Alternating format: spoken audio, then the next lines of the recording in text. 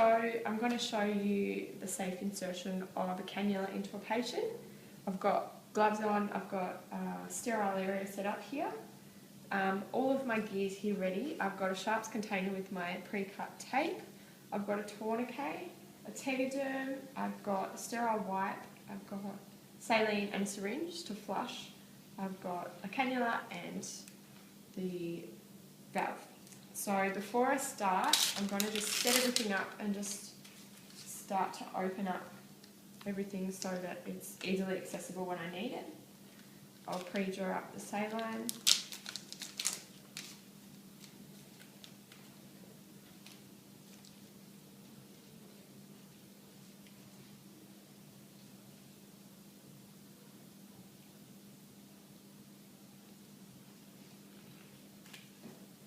And just recap that so it stays sterile. Open up the valve and take the cap off of that.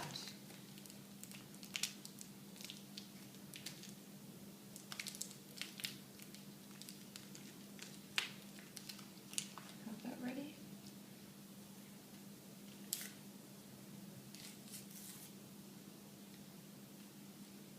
And just get the sterile wipe ready onto the patient. We're going to insert it into the cube fossa of the patient's arm. So we're going to pop the tourniquet on so that it's just tight enough to get a couple of fingers underneath. I'm going to find a suitable vein and just sterilise it with the swab. Just leave that there as a marker. So now I'll open the cannula and make sure I'm safe with the sharp. So when the cap's off, sharp's out, I'm going to insert it with the bevel facing upwards. So we're going to go in at a 45-degree angle into the vein until I see flashback in the cannula, and then we're going to change the angle and just keep pushing the cannula in, but keeping the needle in the same position.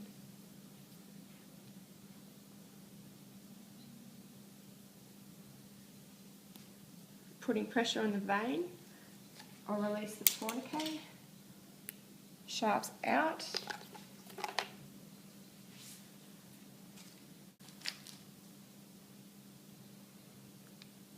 put the valve on the end just to stop the backflow of the blood. I'll pop a tegaderm on top.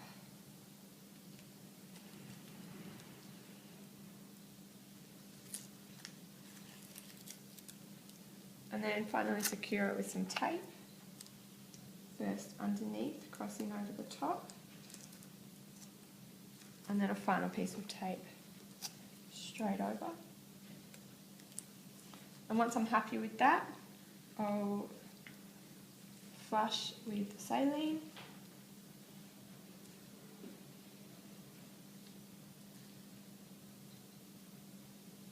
Which is going in nicely, meaning I'm in the vein.